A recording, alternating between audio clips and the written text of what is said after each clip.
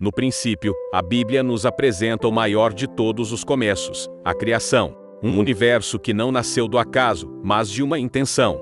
Em 6 dias, Deus organiza o caos e dá sentido a tudo: luz e trevas, mares e continentes, animais e, por fim, o ser humano. O homem e a mulher não aparecem como acidente, mas como parte central de um propósito. Criados à imagem de Deus, carregam dignidade e liberdade. Mas essa liberdade logo se torna um dilema. Ao escolher desobedecer, a humanidade abre a porta para o erro, a dor e a distância do Criador. É aqui que a grande história começa, um Deus que poderia abandonar, mas decide resgatar.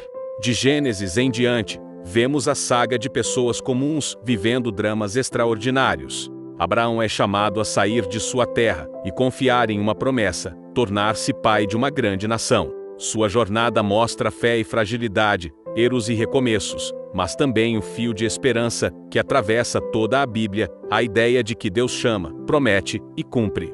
Seus descendentes se tornam um povo numeroso, mas acabam escravizados no Egito. Surge então Moisés, libertador escolhido por Deus, que guia o povo através do deserto e recebe os 10 mandamentos. A lei estabelece ordem e aponta o caminho, mas também revela a fraqueza humana. Obedecer de fora não transforma o coração. A história avança para a época dos juízes e reis. Israel pede um rei, e surge Saul, depois Davi o pastor que derrota gigantes, governa uma nação, e compõe salmos que ainda ecoam hoje. Davi é corajoso e frágil ao mesmo tempo, um homem que erra, mas se arrepende. Seu filho, Salomão, constrói o templo em Jerusalém e se torna conhecido por sua sabedoria, mas se perde em idolatria e luxo. A história dos reis mostra que poder sem caráter destrói nações. Quando o povo se afasta, Deus envia profetas. Isaías, Jeremias, Ezequiel e tantos outros levantam a voz contra a injustiça, corrupção e idolatria. Eles alertam, mas também anunciam esperança. Um Messias viria para restaurar o que estava quebrado. Essa promessa mantém viva a expectativa em meio ao exílio, quando Jerusalém é destruída, e muitos são levados cativos para a Babilônia. Mesmo na derrota, a mensagem é clara: Deus não abandona, Ele prepara algo maior. O Novo Testamento começa com a realização dessa promessa. Jesus nasce em circunstâncias humildes, mas sua vida divide a história. Ele ensina com autoridade, cura os doentes, acolhe os rejeitados e revela o coração de Deus de maneira simples e profunda.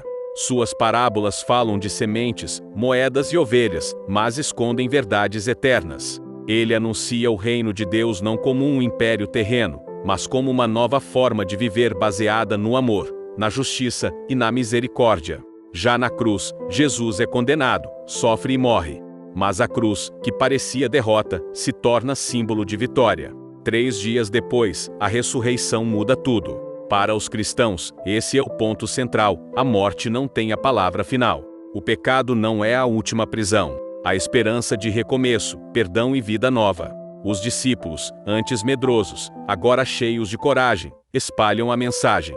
O livro de Atos mostra o nascimento da igreja, um movimento simples que se espalha apesar das perseguições. Paulo, um ex-perseguidor, se transforma em missionário e escreve cartas que até hoje guiam a fé cristã, falam sobre graça, fé, amor e comunidade.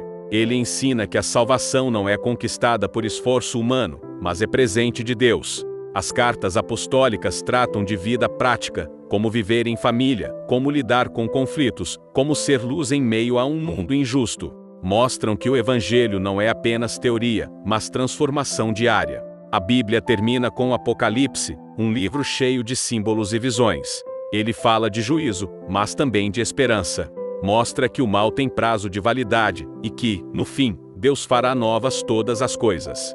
Lágrimas serão enxugadas, a dor deixará de existir, e a vida vencerá definitivamente. Assim, em 66 livros, com diferentes autores, estilos e épocas, a Bíblia costura uma única narrativa: a de um Deus que cria, que ama, que corrige, mas que nunca abandona. Um Deus que entra na história humana para oferecer redenção. Mais que um livro, ela é um convite.